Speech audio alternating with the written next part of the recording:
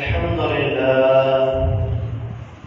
لله نحمده ونستعينه ونستغفره ونعوذ بالله من شرور أنفسنا ومن سيئات أعمالنا من يهده الله فلا مضل له ومن يضلل فلا هادي له أشهد أن لا إله إلا الله وحده لا شريك له وأشهد أن محمدا عبده ورسوله اللهم صل على محمد وعلى آل محمد كما صليت على إبراهيم وعلى آل إبراهيم إنك حميد مجيد اللهم بارك على محمد وعلى آل محمد كما باركت على إبراهيم وعلى آل إبراهيم إنك حميد مجيد أما بعد فإن أحسن الحديث كتاب الله وخير الهدي هدي محمد صلى الله عليه وسلم وشر الأمور محدثاتها وكل محدثة بدعة وكل بدعة ضلالة وكل ضلالة في النار قال الله تبارك وتعالى في القرآن المجيد والفرقان الحميد أعوذ بالله من الشيطان الرجيم يا أيها الذين آمنوا اتقوا الله حق تقاته ولا تموتن إلا وأنتم مسلمون يا أيها الناس اتقوا ربكم الذي خلقكم من نفس واحدة وخلق منها زوجها وبث منهما رجالا كثيرا ونساء واتقوا الله الذي تساءلون به والأرحام إن الله كان عليكم رقيبا يا أيها الذين آمنوا اتقوا الله وقولوا قولا سديدا يصلح لكم أعمالكم ويغفر لكم ذنوبكم ومن يطع الله ورسوله فقد فاز فوزا عظيما قال الله تبارك وتعالى في مقام آخر يا أيها الذين آمنوا لا تكونوا كالذين آذوا موسى فبرأه الله مما قالوا وكان عند الله وجيها خاموش ہے دل بھری محفل میں چلانا اچھا نہیں خاموش ہے دل بھری محفل میں چلانا اچھا نہیں ادب پہلا کلمہ ہے محبت کے کریموں میں گھران اسلام بزرگ و دوستو پردہ نشین ماؤں بہن بیٹیوں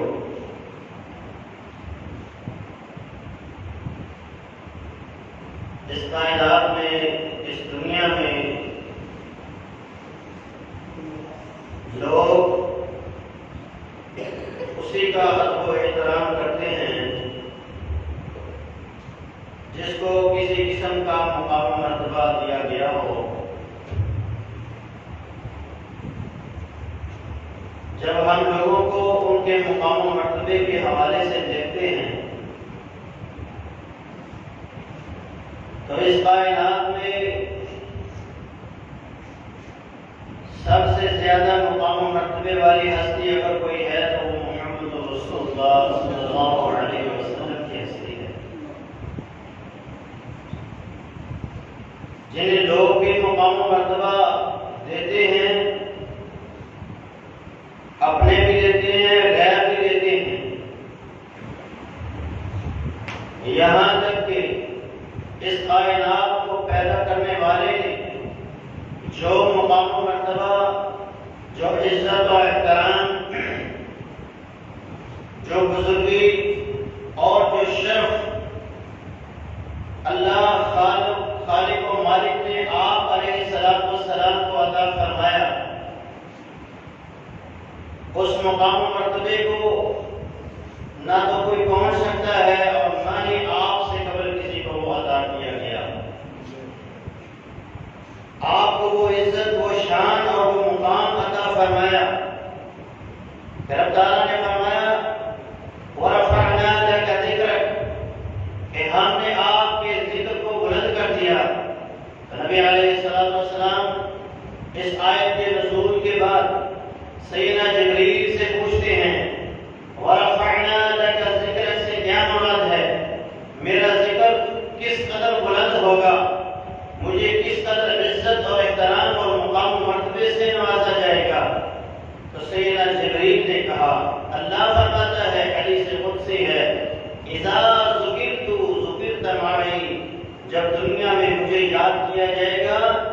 دنیا میں میرے تذکرے ہوں گے کہ میرے محبوب آپ کے تذکرے ساتھ میں ضرور ہوں گے۔ تو یہ عزت، یہ احترام، یہ مقام اللہ رب العالمین نے نبی علیہ السلام کو عطا فرمایا، اور آپ کی ذات کو اللہ تبارک و تعالیٰ نے اس قدر بلند کر دیا کہ 14 طبق نبی علیہ السلام کے قدموں کے نیچے ہیں، اور آپ کو آپ کی ذات کے لحاظ سے بھی تمام کائنات کی تمام چیزوں سے رب تعالیٰ نے بلند و بالا کر دیا۔ سبحان الذی اسری بعبدہ لیلا من المسجد الحرام الی المسجد الاقصی۔ اللہ رب العالمین نے راتوں رات آپ کو مسجد حرام سے مسجد اقصی پہنچایا، اور پھر مسجد اقصی سے آپ کو آسمانوں کی سیر کروائی گئی، اور پھر آپ کو اس قدر بلند کر دیا کہ اگر کوئی چیز آپ سے اوپر تھی تو وہ اللہ تعالیٰ کی ذات میں آپ کے علاوہ اور کوئی چیز آپ کے اوپر نہیں تھی۔ ہر چیز آپ کے قدموں کے نیچے تھی، اور آپ کو دنیا کائنات کی زمین و آسمان کی ایک ایک چیز سے بلند و بالا کر دیا اللہ تعالیٰ نے، اور یہ مقام اور یہ عظمت، یہ شان اللہ تعالیٰ نے آپ کو عطا فرمائی۔ اللہ رب العالمین نے آپ کو کس قدر شان اور کس قدر عظمت اور کس قدر مقام عطا فرمایا۔ اللہ تعالیٰ نے اس کائنات میں جتنے لوگوں کو پسند کیا، جتنے خاندانوں کو رب نے چنا، ان میں رب تعالیٰ نے محمد رسول اللہ صلی اللہ علیہ وسلم کے خاندان کو بھی چنا۔ فرمایا حدیث ہے رسول اللہ صلی اللہ علیہ وسلم کی، امام مسلم اس حدیث کو صحیح مسلم میں نقل کرتے ہیں۔ فرمایا ان اللہ اصطفی کنانۃ من ولد اسماعیل، اللہ رب العالمین نے اسماعیل علیہ السلام کی اولاد سے کنانہ کو پسند کیا۔ واصطفی قریشا من کنانہ، اور پھر کنانہ سے اللہ رب العالمین نے قریش کے خاندان کو پسند کیا۔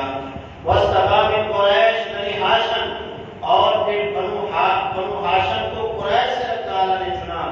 واصطفانی من بنی ہاشم، اور پھر بنو ہاشم سے اللہ تعالیٰ نے مجھے پسند فرمایا۔ اللہ تعالیٰ نے دنیا کائنات کے تمام انسانوں میں، تمام خاندانوں میں سب سے بہترین خاندان آپ کا پیدا فرمایا، اور پھر آپ کے خاندان میں سب سے بہترین اللہ تعالیٰ نے آپ کو بنایا۔ ایک حدیث ہے جسے امام مسلم اور سنن ترمذی نے بھی اس کو نقل کیا ہے۔ سیدنا عبداللہ بن مسعود اس حدیث کے راوی ہیں، فرماتے ہیں ان اللہ نظر الى قلوب العباد فوجد قلب محمد صلی اللہ علیہ وسلم خیر قلوب العباد۔ اللہ تعالیٰ نے لوگوں کے دلوں کو دیکھا تو سب سے بہترین اور سب سے اچھا جو دل پایا وہ محمد رسول اللہ صلی اللہ علیہ وسلم کا دل پسند فرمایا۔ واصطفاه لنفسه فابتعثه برسالته، رب تعالیٰ نے پھر اسے اپنے لیے پسند فرما لیا، اور پھر اسے اپنی نبوت اور رسالت عطا کر کے اس کائنات کے اندر نبی اور رسول بنا کر مبعوث فرمایا۔ آپ کی شان اور آپ کا مقام اللہ رب العالمین نے دنیا میں بھی آپ بلند فرمایا، اور اس دنیا میں آنے سے قبل بھی رب تعالیٰ نے عالم ارواح میں تمام نبیوں کے سامنے آپ کی عزت اور آپ کے احترام اور آپ کے مقام کو بلند فرما دیا، اور ان کے سامنے ہر چیز کو نمایاں کر دیا۔ فرمایا وَإِذْ أَخَذَ اللَّهُ مِيثَاقَ النَّبِيِّينَ لَمَا آتَيْتُكُم مِّن كِتَابٍ وَحِكْمَةٍ ثُمَّ جَاءَكُمْ رَسُولٌ مُصَدِّقٌ لِّمَا مَعَكُمْ لَتُؤْمِنُنَّ بِهِ وَلَتَنصُرُنَّهُ قَالَ أَقْرَرْتُمْ قَالُوا أَقْرَرْنَا قَالَ فَاشْهَدُوا وَأَنَا مَعَكُم مِّنَ الشَّاهِدِينَ۔ رب تعالیٰ نے تمام انبیاء کو، تمام رسولوں کو اس مجلس میں جمع فرمایا، اور پھر ان سے خطاب فرمایا جب تمہاری نبوت و رسالت کے سکے چل رہے ہوں اور تمہاری نبوت و رسالت کے دور کے اندر تمہارے پاس نبی آخر الزمان آ جائے، محمد رسول اللہ صلی اللہ علیہ وسلم اپنی نبوت و رسالت لے کر آ جائیں، تو پھر تم لوگوں نے کیا کرنا ہے؟ اپنی نبوت و رسالت کو چھوڑ کر محمد رسول اللہ صلی اللہ علیہ وسلم پر ایمان لے آنا ہے، ان کے تابع دار بن جانا ہے، اور ان کی سیرت کو اپنا کر اپنی زندگی کو گزارنا ہے۔ کیا تم اس بات پر میرے ساتھ اقرار کرتے ہو؟ تمام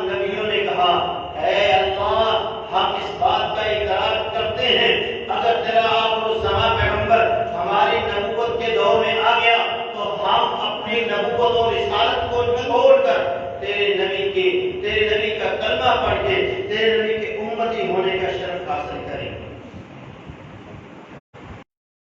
عالم ارواح میں اللہ تعالیٰ نے نبیوں سے یہ وعدہ دے دیا، اب اس وعدے کو جو وعدہ کیا جاتا ہے اسے پورا بھی کیا جاتا ہے۔ اللہ تعالیٰ نے پھر معراج کی رات تمام نبیوں کو زندہ کر کے روح مع الجسد بیت المقدس آپ کو جو وہاں کسی نبی کے لیے بھی یہ لائق نہیں ہے کہ وہ مصلی امامت پہ ہو، یہ آپ کا حق ہے اور جو اللہ تعالیٰ نے آپ کو عطا فرمایا ہے۔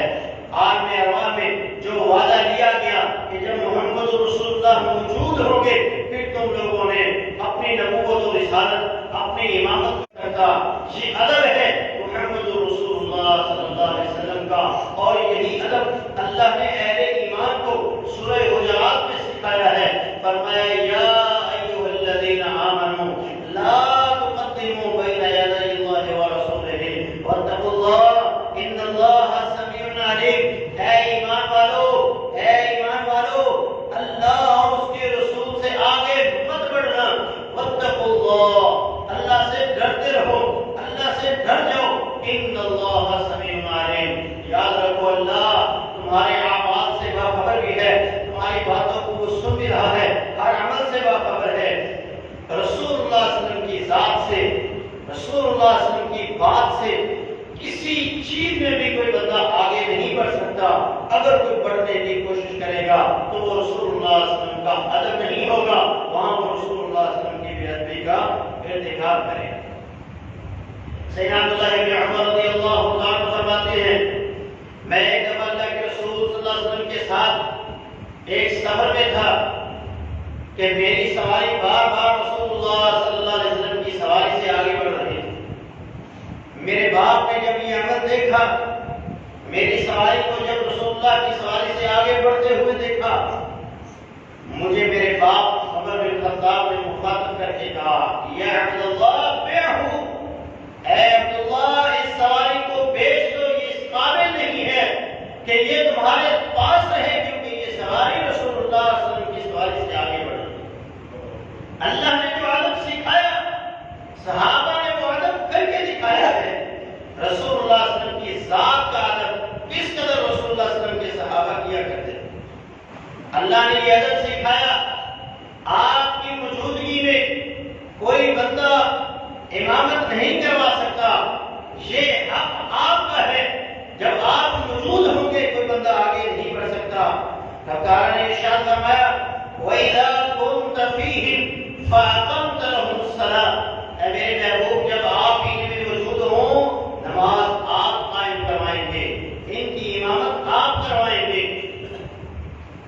اور جب ہم اپنے معاشرے کو دیکھتے ہیں، جب ہم اپنے ارد گرد رہنے والے لوگوں کو دیکھتے ہیں کہ جو رسول اللہ صلی اللہ علیہ وسلم کو حاضر ناظر بھی مانتے ہیں، نعرہ بھی لگاتے ہیں، دم بدم پڑھو درود حضرت بھی ہے یہاں موجود، دعوے بھی کر رہے ہیں اللہ کے رسول یہاں موجود ہیں، پھر وہ بندہ کس طرح مصلی امامت پہ آ کر نماز پڑھا سکتا ہے؟ جو رسول اللہ صلی اللہ علیہ وسلم کو موجود سمجھے اور پھر خطبہ دینے کے لیے ممبر پر چڑھ کر خطبہ دینے لگ جائے، یہ رسول اللہ صلی اللہ علیہ وسلم کی بے ادبی ہوگی، کیونکہ یہ اللہ نے کہا ہے کہ جب آپ ان میں موجود ہوں گے آپ امتی کی کوئی حیثیت نہیں ہے، یہاں نبی کا یہ مقام نہیں ہے کہ وہ آپ کی موجودگی میں مصلی امامت پہ آئے۔ سیدنا عمر فاروق نے ایک دفعہ تورات کے چند اورات رسول اللہ صلی اللہ علیہ وسلم کے سامنے تلاوت کی کہ اللہ کے رسول ان اورات کے اندر بڑی اچھی اچھی باتیں لکھی ہوئی ہیں اور رسول اللہ صلی اللہ علیہ وسلم نے ابھی ان کو اجازت نہیں دی کہ ان کو پڑھو۔ حضرت عمر نے ان اورات کی تلاوت شروع کر دی، رسول اللہ صلی اللہ علیہ وسلم کا چہرہ متغیر ہو گیا، رنگ تبدیل ہو گیا۔ سیدنا ابو بکر صدیق نے کہا عمر تجھے تیری ماں کون پائے، رسول اللہ کے چہرے کو دیکھو، ان کے چہرے کا رنگ بدل گیا۔ جب دیکھا کہ آپ جلال میں ہیں، غصے میں ہیں، تورات کی ان اورات کو رکھ دیا اور کہا رضیت باللہ ربا وبالاسلام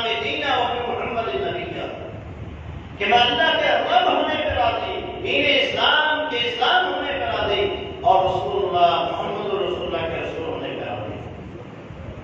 رسول اللہ صلی اللہ علیہ وسلم نے وہاں کیا کہا؟ لو کان موسیٰ حیا ما وسعہ الا اتباعی۔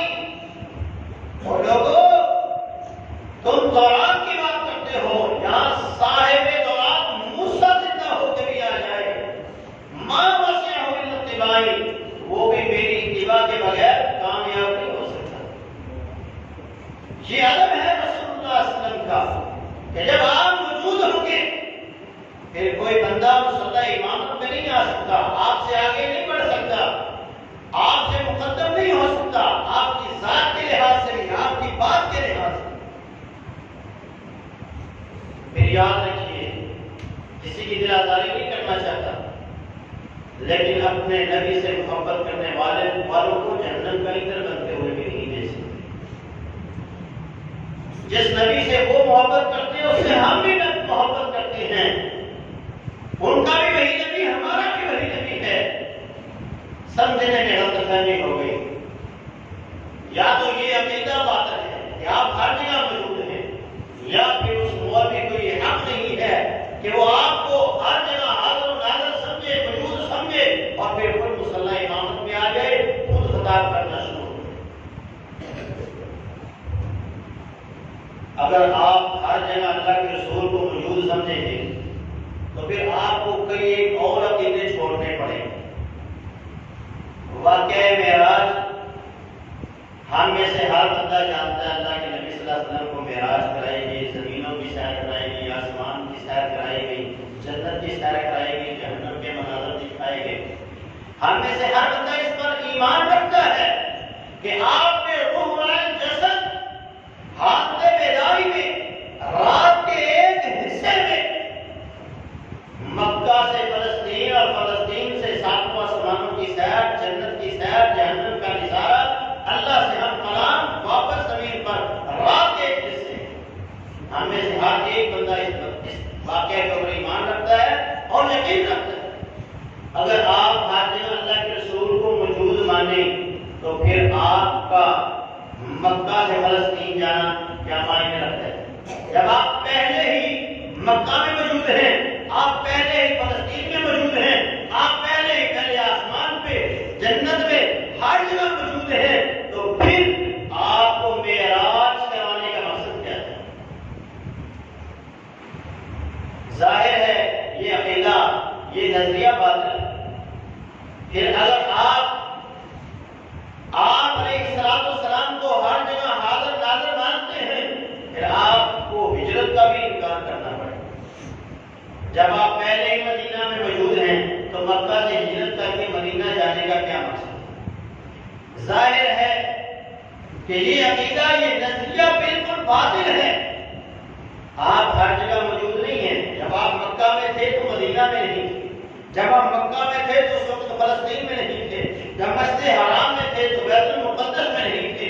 یہ عقیدہ ہے اور قرآن کی آیات سے یہ چیز ثابت ہے اور رسول اللہ صلی اللہ علیہ وسلم کے فرامین سے یہ چیز ثابت ہے۔ اس لیے یہ عقیدہ بالکل باطل ہے کہ رسول اللہ صلی اللہ علیہ وسلم ہر جگہ موجود ہیں، دم بدم درود درود حضرت بھی ہیں یہاں موجود۔ یہ جو اشعار ہیں اور اس طرح کا جو عقائد اور نظریات ہیں وہ بالکل باطل ہیں، یہ رسول اللہ صلی اللہ علیہ وسلم کی توہین ہے۔ ابو بکر صدیق رضی اللہ تعالی عنہ رسول اللہ صلی اللہ علیہ وسلم کا ادب کرتے ہیں۔ اللہ نے کہا جب آپ موجود ہوں گے پھر کوئی بندہ مسلح امامت میں نہیں آ سکتا، کوئی آپ سے آگے نہیں بڑھ سکتا۔ رسول اللہ صلی اللہ علیہ وسلم کی بیماری کے انجام ہے، ہم سنتے رہتے ہیں وفات النبی۔ جب رسول اللہ صلی اللہ علیہ وسلم پر بار بار ہشیاں تھی، سکرات الموت کی سختیوں کی وجہ سے، بخار کی وجہ سے رسول اللہ صلی اللہ علیہ وسلم بار بار بے ہوش ہو رہے تھے، تو آپ لوگوں سے پوچھتے جب ہوش میں آتے حل صلی الناس، کیا لوگوں نے نماز پڑھ لی؟ تو جواب ملتا اللہ کے رسول ہو بھی اندر وہاں کے انتظار کے اندر ہے۔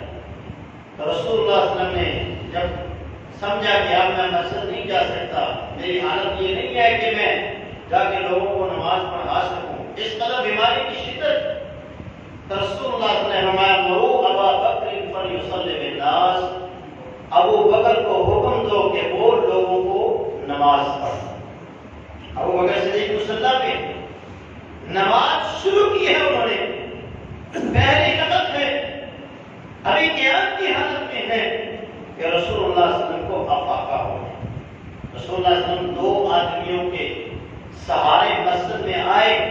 جب آپ اپنے حجرہ سے نکل کر مصلی کی طرف آ رہے تھے تو لوگ دیکھ رہے تھے، لوگوں نے تالیاں بجانا شروع کر دی، یعنی اس طرح کر، کسی نے سبحان اللہ کہا، کسی نے اس طرح کر کے کہا کہ ابو بکر صدیق کو علم ہو جائے رسول اللہ آ رہے ہیں۔ رسول حضرت ابو بکر صدیق اپنی قرات کے اندر مشغول۔ پھر جب پتہ چلا کہ رسول اللہ قریب آ گئے تو مصلی سے ہٹ۔ رسول اللہ جب آئے تو ابو بکر نے مصلی کو چھوڑ دیا، پیچھے ہٹے۔ رسول اللہ صلی اللہ علیہ وسلم نے ابو بکر صدیق کو پکڑا اور خود مصلی پہ کھڑا کر دیا، اور ابو بکر صدیق کی بائیں سائڈ پہ آپ تشریف فرما۔ جب دو بندے امامت کروائیں گے تو بائیں سائڈ پہ امام ہوگا، دائیں سائڈ پر مقتدی۔ تو ابو بکر صدیق نبی علیہ السلام کے مصلی پر ہی کھڑے رہے، اور آپ ابو بکر کی بائیں جانب نیچے بیٹھ گئے۔ آپ بیٹھ کر نماز پڑھا رہے تھے، ابو بکر آپ کی ابتدا کر رہے تھے، اور پوری جو صحابہ کی جماعت تھی وہ ابو بکر صدیق رضی اللہ عنہ کی ابتدا کے اندر نماز ادا کر رہے ہیں۔ کیا ثابت ہوا کہ جب آپ موجود ہوں گے پھر کوئی بندہ آپ سے آگے نہیں بڑھ سکتا، کوئی بندہ منبر رسول پہ نہیں آ سکتا، کوئی بندہ نماز نہیں پڑھا سکتا جب آپ موجود ہوں گے۔ تبھی آپ کو سمجھنا پڑے گا یہ عقیدہ باتیں ہے کہ آپ ہر جگہ موجود ہیں۔ جو اللہ نے ادب صحابہ کو سکھایا انہوں نے کر کے دکھایا۔ ابو بکر صدیق جب ہجرت کر کے رسول اللہ صلی اللہ علیہ وسلم کے ساتھ مدینہ میں پہنچے، دونوں بزرگ ایک ہی شکل و صورت کے، ایک ہی جسامت کے، ایک ہی عمر کے تھے، تو لوگوں کو یہ رسول اللہ صلی اللہ علیہ وسلم کی سادگی کی وجہ سے یہ نہیں ہو رہا تھا کہ ان میں سے اللہ کے رسول کون، اس قدر اللہ کے رسول سادہ زندگی گزارے۔ ابو بکر صدیق نے جب دیکھا کہ لوگوں کو پتہ نہیں چل رہا کہ میں اللہ کا نبی ہوں یا یہ ہم میں سے نبی کون ہے اور امتی کون ہے، تو ابو بکر صدیق نے اپنا پرنا، اپنی چادر جو تھی وہ آپ علیہ السلام کی طرح اوپر کر دی، تاکہ لوگوں کو پتہ چلے کہ آپ اللہ کے رسول ہیں، اور جب کلام کریں تو میری طرف نہیں بلکہ نبی علیہ السلام کی طرف دیں۔ یہ ادب ہے کہ رسول اللہ صلی اللہ علیہ وسلم کو ہر جگہ پر مقدم کیا جائے گا، اور ان سے آگے ہم کبھی بھی نہیں بڑھ سکتے۔ رسول اللہ صلی اللہ علیہ وسلم کی ذات کا ادب اللہ تعالیٰ نے خود سکھایا ہے، کس طرح رسول اللہ صلی اللہ علیہ وسلم کی ذات کا ادب کیا جائے۔ جب آپ موجود ہوں گے تو پھر کس طرح ان کی ذات کا ادب ہوگا۔ سورہ حجرات ہے، اللہ تعالیٰ نے ارشاد فرمایا، یا ایھا الذین آمنوا لا ترفعوا اصواتکم فوق صوت النبی ولا تجهروا له بالقول كجهر بعضكم لبعض ان تحبط اعمالكم وانتم لا تشعرون۔ اے ایمان والو،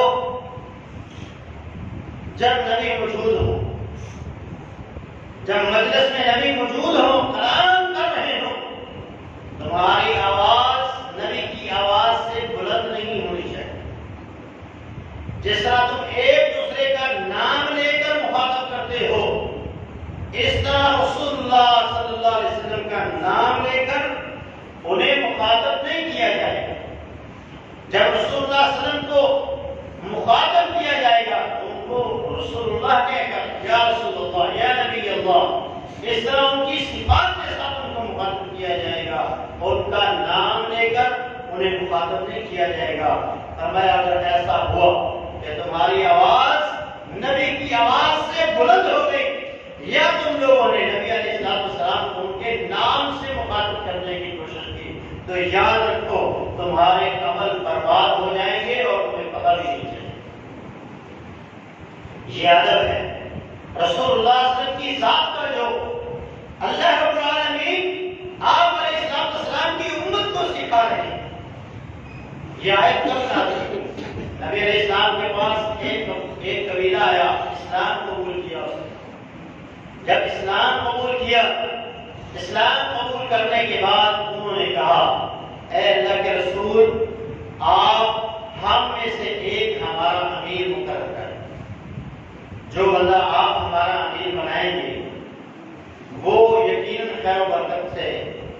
اللہ تعالیٰ اس کے ذریعے ہمیں عطا فرمائے گا۔ تو نبی علیہ السلام نے صحابہ سے مشورہ کیا۔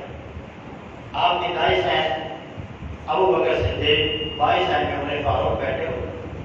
آپ نے حضرت ابو بکر صدیق سے پوچھا، اے ابو بکر مجھے بتلاؤ ان کا امیر ان لوگوں میں سے کون سا بندہ مقرر کیا ہے؟ تو حضرت ابو بکر صدیق نے فرمایا کہ اللہ کے رسول ان کا امیر جو ہے وہ باقا بن معدل کو بنا دیا ہے۔ پھر آپ نے سیدنا عمر فاروق سے پوچھا، اے عمر تم بتاؤ تمہاری رائے میں ان کا امیر کس کو ہونا چاہیے؟ تو سیدنا عمر فاروق نے کہا، اے اللہ کے رسول میری نظر میں باقا بن معدل سے زیادہ اس عہدے کا حقدار جو مجھے لگتا ہے وہ اقرا بن حابس رضی اللہ عنہ ہے، ان کو امیر بنا دیجیے۔ ابو بکر صدیق کو غصہ آ گیا اور انہوں نے کہا میں جب بھی کوئی بات کرتا ہوں عمر اپنی رائے میں میری مخالفت کرتا ہے۔ غصہ آ گیا اور رسول اللہ صلی اللہ علیہ وسلم ان کو چپ کروا رہے تھے، لیکن ان کی آوازیں بلند ہو۔ اس وقت اللہ تعالیٰ نے یہ آیت نازل فرمائی، اے ایمان والو تمہاری آواز نبی کی آواز سے بلند نہیں ہونی چاہیے۔ تمہیں نبی علیہ السلام فرمائے خاموش ہو جاؤ اور تم اپنی باتوں کے اندر لگے ہو۔ میں ایسا آج کے بعد نہ ہو، آج تو ہم معافی دے رہے ہیں، اگر آج کے بعد ایسا ہوا تمہارے سارے عمل برباد ہو جائیں گے، نیکیاں ضائع ہو جائیں گی، نامہ اعمال میں کچھ نہیں رہے گا۔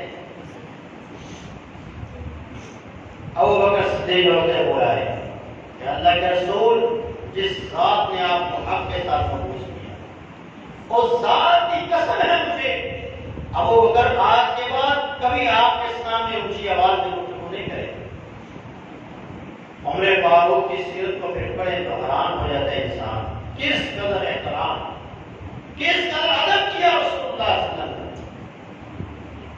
رسول اللہ صلی اللہ علیہ وسلم کی مجلس میں ہوتے، رسول اللہ پوچھتے بتاؤ اس معاملے کے اندر تمہاری کیا رائے ہے، تم کیا کہتے ہیں؟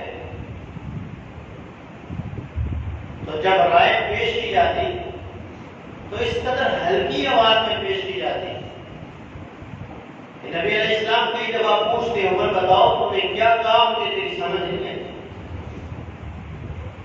یہ ادب تھا جو اللہ نے سکھایا اصحاب محمد کو اور انہوں نے کر کے دکھایا۔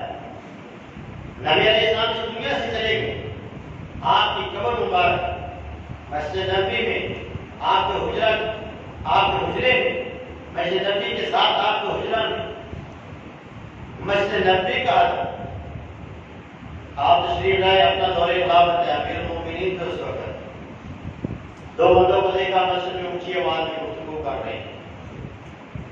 آپ نے صاحب یزید سے کہا، اے صاحب جاؤ اور ان دونوں کو میرے پاس لے جاؤ۔ حالانکہ آپ وہاں سے بھی آواز دے سکتے تھے، لیکن یہ ادب تھا کہ رسول اللہ جہاں موجود ہوں گے وہاں آواز بلند نہیں ہوگی۔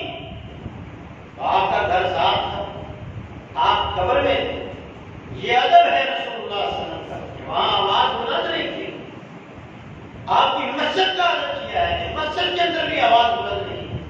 ان کو بلایا گیا اور پوچھا من این جئتما، کہاں سے آئے ہو؟ انہوں نے کہا ہم طائف سے آئے ہیں۔ کہا اگر تم دونوں مدینہ کے رہنے والے ہوتے تو میں آج تم کو مسجد نبوی میں اونچی آواز میں گفتگو کرنے پر گھوڑے مارتا۔ یہ ادب ہے رسول اللہ صلی اللہ علیہ وسلم کی ذات کا، اور یہ ادب ہے مسجد نبوی کا، اور یہ ادب ہے اللہ کے گھروں کا۔ ہمیں بھی چاہیے کہ جب ہم مسجد میں ہوں تو صرف اللہ اللہ ہی کریں، یہاں عبادتیں چولی ہیں، سیاست اس طرح کی الٹی گفتگو مسجد میں مت کیا۔ جب مسجد میں آئے تو مسجد کا یہ ادب ہے کہ مسجد کے اندر اونچی آواز میں گفتگو بھی نہ کی جائے۔ اگر کوئی بندہ کر رہا ہے بات تو اس کی بات کو خاموشی کے ساتھ سنا جائے، شور شرابہ مسجد کے اندر نہ کیا جائے، ٹھٹا ہنسی مذاق اس طرح کے کام مسجد کے اندر نہ کیے جائے۔ یہ ادب ہے جو رسول اللہ صلی اللہ علیہ وسلم نے اپنے اصحاب سے کہا کہ اس طرح کیا جائے، اور انہوں نے کر کے دکھایا۔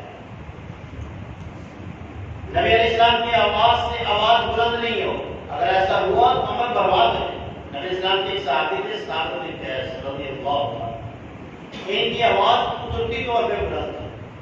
کئی بندے ہوتے ہیں نا جن کا گلا بڑا اللہ نے عطا کیا ہوتا ہے، آواز ان کی بڑی بلند ہوتی ہے، وہ دھیمی آواز میں بھی گفتگو کرے تو ان کی آواز دور تک جاتی ہے۔ تو ثابت بن قیس بھی انہی لوگوں میں سے تھے، انہیں اللہ نے بڑا ملکہ دیا تھا، ان کا گلا اللہ نے بڑا ادا کیا تھا۔ تو انہوں نے اپنے آپ کو اپنے گھر میں بند کر لیا، مسجد نبی میں آنا چھوڑ دیا۔ نبی علیہ السلام نے جب دیکھا کئی دن ہو گئے ثابت بن قیس نظر نہیں آ رہے، آپ نے حضرت ابو بکر صدیق کو دوسرے صحابہ سے کہا پتہ کرو۔ جب پتہ کیا گیا تو وہ گھر میں روتے جا رہے ہیں، کیا ہوا؟ کہا اللہ نے کہا ہے تمہاری آواز نبی کی آواز سے بلند نہیں ہو، اگر ایسا ہوا تو عمل برباد ہو گئے۔ میں تو منافق ہو گیا، میرے عمل تو برباد ہو گئے، تباہ ہو گیا میں، کیونکہ میری آواز تو رسول اللہ صلی اللہ علیہ وسلم کی آواز سے بلند ہوتی۔ یہ پیغام ان کا رسول اللہ صلی اللہ علیہ وسلم تک پہنچایا گیا۔ آپ نے فرمایا جاؤ ان سے کہو تمہاری آواز تو قدرتی طور پر بلند ہے، تم جان بوجھ کر نبی کی آواز سے اپنی آواز کو بلند نہیں کرتے، تم آگے تم منافق نہیں ہو، تم ایمان والے ہو۔ انک لست منہم، تو ان میں سے نہیں ہے، تیرا شمار ان لوگوں میں نہیں ہوتا جو جان بوجھ کر میری توہین کرتے۔ ادب ہے رسول اللہ صلی اللہ علیہ وسلم کا جو صحابہ نے کر کے دکھایا۔ حضرت عباس رضی اللہ تعالیٰ عنہ سے ایک یہودی نے شرارتاً یہ سوال کر دیا، اے عباس تم بڑے ہو کہ اللہ کے نبی صلی اللہ علیہ وسلم بڑے؟ ظاہر ہے حضرت عباس نبی علیہ السلام کے چچا تھے یا تایا تھے، تو نبی علیہ السلام عمر میں ان سے چھوٹے تھے۔ اگر سیدنا عباس رضی اللہ عنہ اس کی جو سوچ تھی وہ سمجھ گئے کہ یہ کیا کہنا چاہتا ہے، مجھ سے کیا کروانا چاہتا ہے، تو آپ نے فرمایا عمر میں اور اس دنیا میں آنے میں اللہ کے رسول سے پہلے میں آیا، لیکن ادب و احترام میں، مقام و مرتبے میں، عزت اور تقدیر میں رسول اللہ صلی اللہ علیہ وسلم سب سے بڑے۔ تو یہ ادب ہے کہ ایسا کوئی کلمہ بھی رسول اللہ صلی اللہ علیہ وسلم کی جس سے توہین ہو، وہ کلمہ بھی ہماری زبان پہ نہیں آنا چاہیے۔ ادب ہے جو اللہ رب العالمین نے اس امت کو سکھایا کہ رسول اللہ صلی اللہ علیہ وسلم کا کس طرح ادب و احترام کیا جائے گا۔ قرآن مجید پڑھیے، صحابہ کو رب تعالیٰ نے مخاطب کر کے کہا یا ایھا الذین آمنوا اذا ناجیتم الرسول، اے میرے نبی کا ایمان لانے والو، جب نبی علیہ السلام سے سرگوشی کرو، بات کرو، پھر کیا ہونا چاہیے؟ فقدموا بین یدی نجواکم صدقہ، بات کرنے سے پہلے صدقہ کر کے اللہ کے رسول سے کلام کرو۔ کیا عادت ہے؟ کوئی بندہ فضول گفتگو بھی نہیں کرتا، آپ سے ہر وقت کوئی آگے مخاطب ہی نہیں ہو سکتا۔ ادب ہے کہ پہلے صدقہ کرو کہ کہیں تم سے کوئی کمی اور کوتاہی ہو جائے، کوئی ایسا کلمہ تمہاری زبان سے نکل جائے اللہ تمہیں معاف کر دے، کہیں ایسا نہ ہو کہ اس کے بغیر تم رسول اللہ صلی اللہ علیہ وسلم سے کلام کرو تو ایسا ہو کہ تمہارے عمل برباد ہو جائے، تمہیں پتہ نہیں چاہیے۔ تو صحابہ بڑے پریشان ہوئے، فراوانی کا دولت ہوا نہیں، مال و دولت اور رزق کی اس قدر فراوانی تو تھی نہیں کہ وہ ہر وقت صدقہ کر اللہ کے رسول سے کلام کرے۔ صحابہ پھر اس کے بعد ان کی یہ کیفیت ہو گئی کہ وہ اللہ کے رسول صلی اللہ علیہ وسلم سے سوال نہیں کیا کرتے، سوال کرنا چھوڑ دے صحابہ، حتیٰ کہ اللہ کے رسول صلی اللہ علیہ وسلم کئی دفعہ پوچھتے، کئی کے دن جب گزر جاتے کہ کوئی بندہ مجھ سے سوال ہی نہیں کرتا، کوئی پوچھ ہی نہیں رہا، آپ کو صدقہ کریں تو اللہ کے رسول سے کلام کریں۔ پھر نبی علیہ السلام خود پوچھتے، اتدرون ما المفلس، آپ خود سوال کرتے، بتاؤ وہ کون سا درخت ہے جس کی محمد سے مثال ملتی ہے۔ اس طرح کہ آپ صحابہ سے سوال کرتے، اتدرون ما الغیبہ، اس طرح کے سوال آپ صحابہ سے خود کرتے کہ یہ مجھ سے پوچھے، سوال کریں یا اس کا جواب دیں، مجھ سے کلام کریں۔ یہ کیفیت ہو گئی صحابہ کی، سوال نہیں کرتے تھے، اللہ کے رسول خود سوال کرتے تھے۔ جب اللہ کے رسول سوال کرتے تو پھر جواب بھی کیا کہتے؟ اللہ اعلم ورسولہ، اللہ اس کا رسول ہی بہتر جانتا ہے، ہمیں کچھ نہیں پتا۔ یہ ادب ہے جو صحابہ نے کر کے دکھایا۔ اور آج کہتے ہیں دم بدم پڑھو درود حضرت بھی ہیں یہاں موجود، تقریریں بھی خود کر رہے ہیں، نعرے بھی خود لگا رہے ہیں اور امامت بھی خود کروا رہے ہیں۔ قطعاً ایسا نہیں ہے، یہ عقیدہ باطل ہے۔ جب اللہ کے رسول موجود ہوں گے پھر کسی بندے کی یہ ضرورت نہیں ہے کہ وہ کلام کر سکے، وہ گفتگو کر سکے۔ تو یہ عقیدہ، یہ نظریہ، یہ سوچ بالکل باطل ہے۔ اور کبھی کسی صحابی نے سوال کرنا بھی ہوتا تو وہ پہلے آپ پر تاریخی کلمات کہتا اور کہتا فدا کا ابی و امی یا رسول اللہ، اللہ کے رسول میرے ماں باپ آپ پر قربان ہو، اللہ کے رسول میرے ماں باپ آپ پر قربان ہو، سب کچھ آپ پر قربان ہو، میرا یہ سوال ہے، اس کا جواب مجھے چاہیے۔ یہ ادب ہے جو رسول اللہ صلی اللہ علیہ وسلم کا اللہ نے سکھایا ہے امت کو کس طرح کیا۔ کچھ دیہاتی لوگ رسول اللہ صلی اللہ علیہ وسلم کے پاس آئے، نیا نیا انہوں نے اسلام قبول کیا تھا۔ جس طرح شہروں میں بسنے والے لوگ، پڑھے لکھے لوگ گفتگو کرتے ہیں اور ایک عام ان پڑھ انسان کی جو گفتگو ہوتی ہے اس میں زمین و آسمان کا فرق ہوتا ہے۔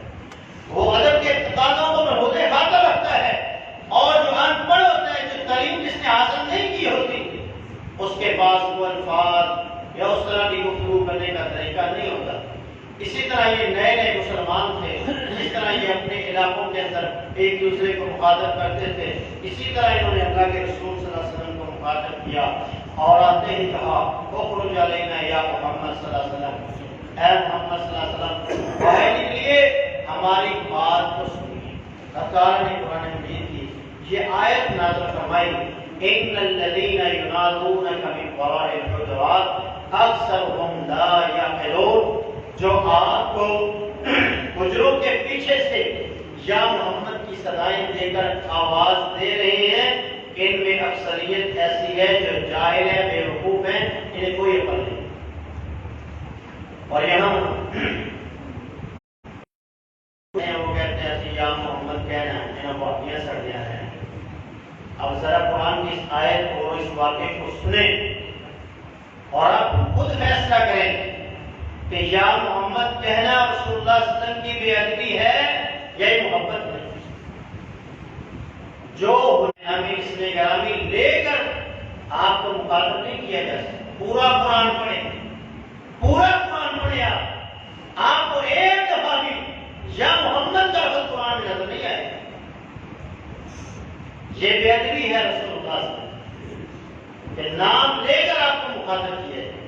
اللہ نے قرآن میں یا ابراہیم کا، یا موسیٰ کا، یا عیسیٰ کا، ہر نبی کا یا کہہ کر اللہ نے مخاطب کیا، لیکن جب باری آئی میرے اور آپ کے پیر و مرشد جناب محمد رسول اللہ صلی اللہ علیہ وسلم کی، تو رب نے یا محمد کا لفظ کہہ کر مخاطب کیا۔ یہ آپ کا ادب ہے، یہ آپ کا احترام ہے کہ آپ کو نام لے کر مخاطب نہیں کیا جائے گا۔ اس واقعہ کے بعد صحابہ نبی کے دروازے پر دستک نہیں دیتے، وہ انتظار میں ہوتے کوئی دیہاتی آئے، کوئی باہر سے آئے اور نبی علیہ السلام کو آواز دے، دروازہ کھٹکھٹائے یا آپ کو بلائے یا آپ سے سوال کرے تو ہم اس کا جواب دیں۔ یہ کیفیت تھی صحابہ کی۔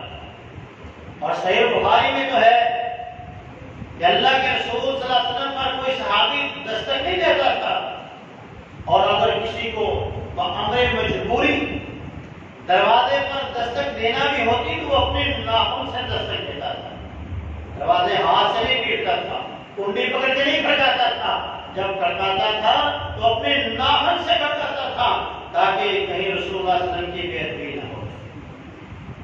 اللہ کہتا ہے حتی تخرج الینا لکان خیر لہم، آپ خود ان کے پاس آتے تو یہ ان کے لیے بہتر ہوتا ہے اس بات سے کہ انہوں نے آپ کو آوازیں دے کر آپ کو مخاطب کیا۔